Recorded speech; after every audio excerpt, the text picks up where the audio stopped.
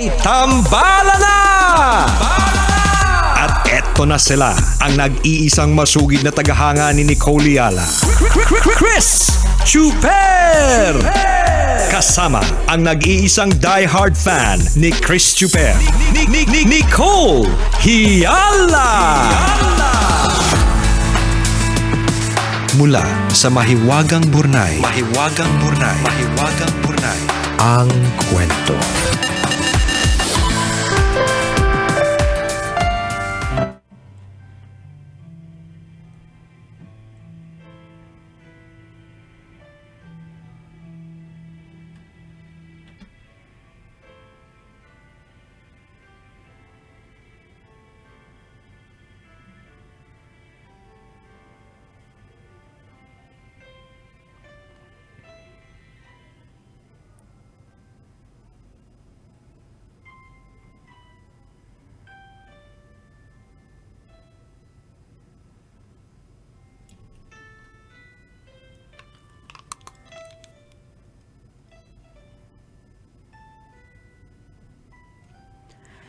Dear Nicole and Chris,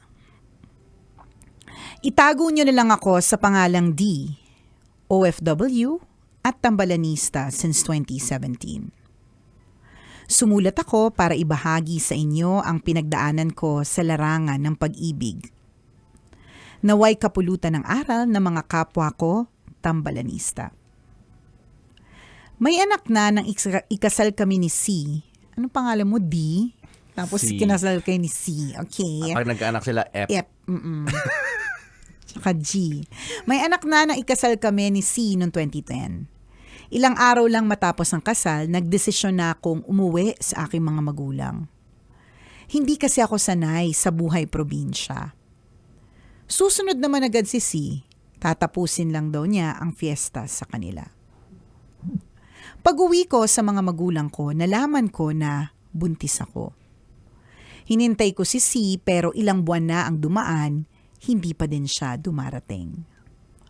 Hanggang may nag-message sa akin at ang sabi, may babae daw ang asawa ko. Tinanong ko si C kung totoo. Hindi daw. Mas pinaniwalaan ko ang asawa ko at hindi ko pinansin ang text message na natanggap ko. Hindi natigil ang mga messages sa tawag. Pilit na sinasabi sa akin na may iba na si C. Kaya napagdesisyonan kong puntahan na si C at sunduin para matigil na ang panggugulo ng informer na nagmamalasakit daw. Umuwi akong luhaan. Hindi sumama sa akin si C dahil buntis na daw ang kinakasama niya. Pinili niya ang babae niya. 5 buwan lang pagkatapos ng kasal namin, iniwan niya kami ng anak niya at ng bata na nasa sinapupunan ko pa lamang. Sa pagdaan ng maraming taon na hiwalay kami, hindi naman nawala si C sa panalangin ko.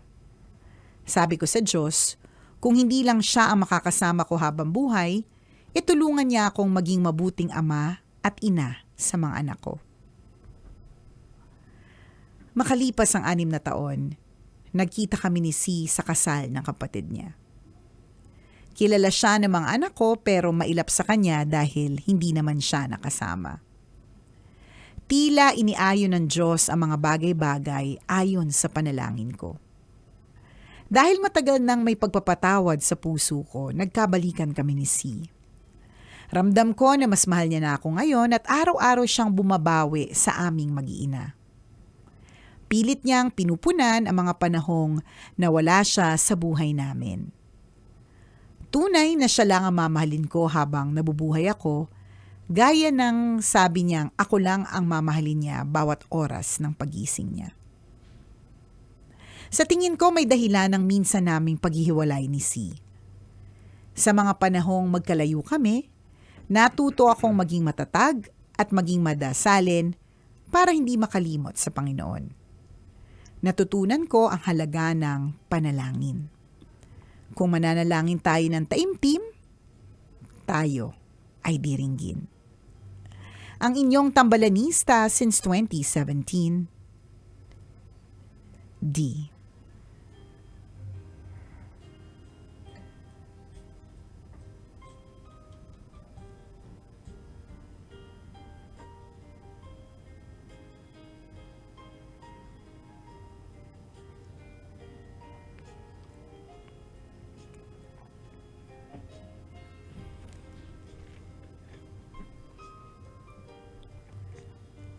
Heidi.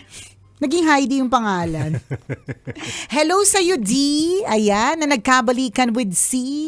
May mga anak na F, G, H, I, J, K. Corny. Tawang-tawa ako. Kainis.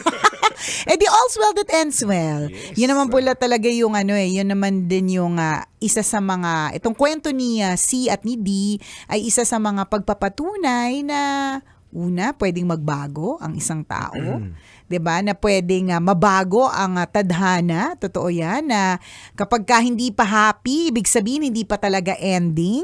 Na sa buhay po natin marami mga twist and turns. Akala Yes. natin dire-diretso ang daan, yung pala ang dami palang U-turn, Lubak. one way, lubak, Dead end. ano ang tawag doon, partner? Bitukang manok, O, 'di ba? diba? May ganon. rerouting. Sa true, ganun. So ganun talaga yung buhay. Kaya kung iisipin mo na yung pinagdadaanan mo ngayon, dadaanan mo lang, dadaan ka, kunyari, bitukan ng manok, yung buhay mo parang bitukan ng manok, 'di ba? Yan yung mga Malansa. bukod doon sa may amoy. Amoy ipot. Ganyan, 'di ba? So kung ang buhay mo ngayon parang ganyan, sobrang parang bitukan ng manok, 'di ba? Yun yung sa papuntang Bicol yun, 'di ba? Sa Quezon. Oo, yun. Basta sa south, sa area ng south, pag pa-Bicol ka, may bitukan ng manok na tinatawag, napakamasalimuot po ng daan na yan. Ewan ko kung may ganun pa din. O yun. So, pero pasasaan pat matatapos din yun, tas diretso din naman ng daan. Lalawak din ng daan, ganun. Tama. So, ganyan. Katulad na nangyari kay D, 'di ba? Dumaan sa bitukan ng manok, tas ang ending nasa ano na siya, nasa highway sila lang ang sasakyan, 'di ba? Maluwag na maluwag. Tama. 'Di ba? Kasi ganun talaga ang buhay. May mga pagkakataon talagang ang hirap, ang sakit, ang sakla, pero dadaanan mo lang 'yan, pasasaan pat magiging okay din ang lahat, 'di ba? Diba? Kagaya ng mga pinag-usapan natin ng mga nakarang episode ng Tambalan, talagang ang bawat relationship ay tatahak ka sa isang o maraming mga challenges. Diba? In this case, yung challenge na ibinigay sa inyo ng tadhana ay cheating. Yan. Diba? Or pagkakaroon ng third party. Ang maganda dito, hindi natinag yung yung paniniwala mo kasi you kept on praying na sana magkabalikan kami. Diba? Kasi mahal mo, kasi nga hindi nawala sa isip mo si D eh. Yes. Diba? So, Si C. si C. So, talagang pinanindigan mo, inatrack mo, pinagdasal mo na kayo pa rin hanggang sa huli. So, sa kabila ng challenges na yon, sa kabila ng panloloko na yon, hindi ba't naging mabuti din ang lahat? Meaning, lahat tayo po, we are bound to commit mistakes. Naman. Mukha mo pa lang parang may mali na eh. Mistake, mali, 'di ba? Yes. You are human. Yes, lahat tayo ay maraming pagkakataon na tayo ay magkakamali sa ating aksyon, sa ating pagdedesisyon. Totoo 'yan. So, in this case, nagkamali yung asawa mo sa kanyang pagdedesisyon na sumama una dun sa kabit niya o sa kabit nyo dun sa third party. Pero hindi ba't pasasaan pat, 'di ba? Itatama din ang mali eh. 'Di ba? Ang kasalanan ay binabawi din. Ang kasalanan ay napapatawad din.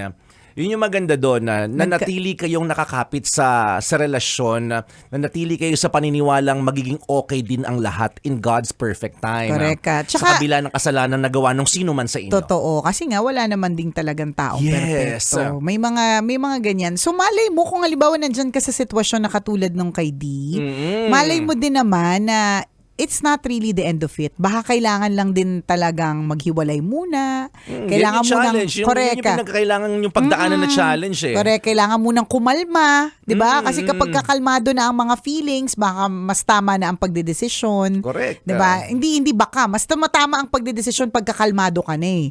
Kasi ilang beses sa buhay po natin mga kabisyo, ikaw mismo, 'di ba? Nagdesisyon ka ng mali. Alam mong naging mali yung desisyon mo kasi din nagdesisyon ka kung kailan galit na galit ka. Tama. Masama yung loob mo. Yes. 'Di ba? Mainit na mainit yung ulo mo. 'Di ba? May mga ganyang klase mga desisyon na aalis na ako, lalayas ako, pero ang ending, 'di ba? Una, naisip mo ba may pupuntahan ka ba? Pangalawa, may kakainin Ligawin ka ka ba? nga. Correct. Aalis ka, tas naliligaw ka. May Waze na nga, tsaka Google Maps, hindi pa mahanap yung ganda mo. Ay, iba na pala.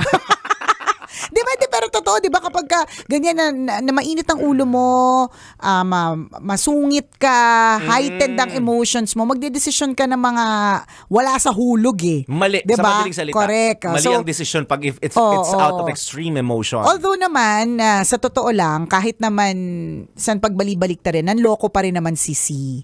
So kahit na sabihin niyang makipaghiwalay, which I think din naman is tama din naman at that point, 'di ba? Kahit na mainit ang ulo mo. I mean, valid din naman kasi nga nanloko din naman talaga siya, nangabit na din naman talaga siya, 'di ba? Pero yun lang yung sinasabi natin na most of the time kapag ka tayo'y mainit pa ang ulo, hindi tama ang pagdedesisyon. Kaya may mga ganyang kailangan muna maghiwalay. Magkalma muna ng mga ng mga feelings. 'Di ba? Kasi at saka usually it takes time. Si minsan, panahon lang kahit hindi nagkaroon ng kalmahan, pero dahil ang dami na nangyari, ilang taon yung nakalipas. Kapag ka binalikan mo pala yung dahilan kung ba't kayo nag-away, hindi mo na nga matandaan. Ano na nga yung naging simula? Ibig sabihin nun, it's a sign na kalma na ang lahat. Kapag ka ganyan, meron nga posibilidad ng kapatawaran at in this case, di ba, balikan. Oh, di ba? Ang sarap naman Oo. nun. Alam mo, D, ano ba? C, F. Si D. D. Oo. Si D. Alam mo, hindi, kami, we admire your perspective. We admire your faith. We admire your perspective. Nabanggit ko na ba yung perspective? The mindset. Correct ka. Isipin mo yun, no? Totoo yun eh. That's the reality of it. Niloko ka. Niloko ka ng asawa mo. Correct ka. Pero wag ka, sinasabi namin we admire your behavior and your mindset. Hindi lahat ng tao ay kayang magtaglay ng forgiving Heart. na puso o Totoo. diba, na mindset. Kasi pag niloko ako, niloko mo na ako, wala na, ganun. Pero ikaw, 'di ba, umasa, nanalangin na kahit niloko ka magiging maayos din ang lahat at ibabalik ang para sa iyo, 'di ba? Hindi lahat ng tao taglay ang ganyang klase ng values.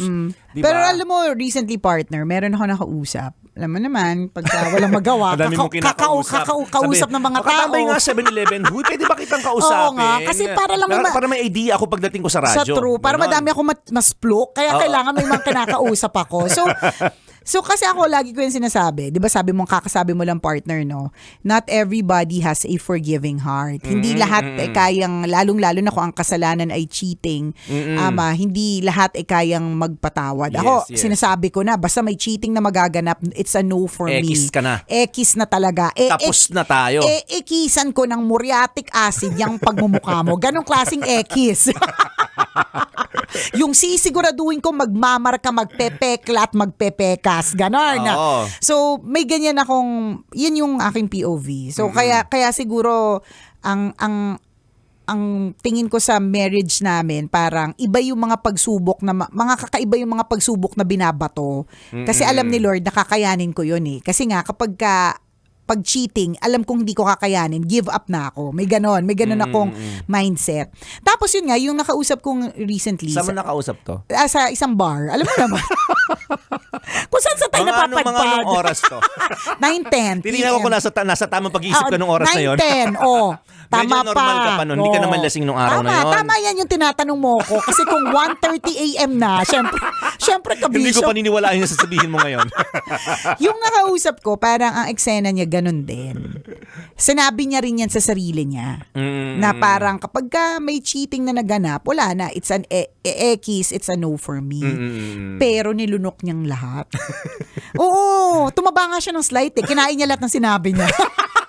Nakakataba pala yun, nakakaloka. Kinain niya lahat ng sinabi niya. Kasi ang realization niya naman, oo masakit na niloko siya.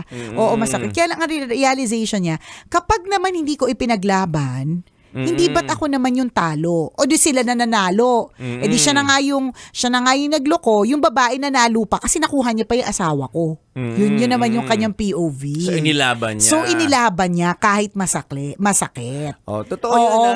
May mga ganyan. At ito yung sinasabi natin na doon pala talaga tayo natututo sa mga pagsubok. Kasi doon sa mga happy moments ninyong mag-asawa, happy moments yun. It's meant to give you happy hormones, 'di ba? Rewards niyo po 'yan. Pero yung kailan kayo natututo kapag may mga pagsubok na binibigay, kasi siya talaga, isipin mo yung partner, no? POV niya talaga kiss, wag na, walang kapatawaran. Pero biglang Oh, bakit binabago yung biglang isip mo? ganon. Kasi sabi niya, gusto kong ilaban ito. Correct. Di ba parang si D, yun nga lang si D, Magaling 6 na years nilalang after. yan. Di ba? Yung mga Oo. hindi na nilalaban, hindi naman namin sinasabing hindi kayo magaling na nilalang. Pero may mga pagkakataon kasi na iisipin mo, this is part of our relationship. The Oo. challenge, ito yung challenge na binigay sa relationship namin. Correct. Anong gagawin ko? Do I have to deal with it? Or di ba, just let it go? Oo, lalabanan ko ba or ilalaban ko pa Diba? yung relationship na meron kami, 'di Correct. ba? So in your case, inilaban mo. Yung Correct. sa kaibigan mo, nilaban din niya. At ganun Oh. din si D, kailangan pa bang i-memorize yan? Basic! Kailangan pa bang i-memorize yan? Love Radio. Basic!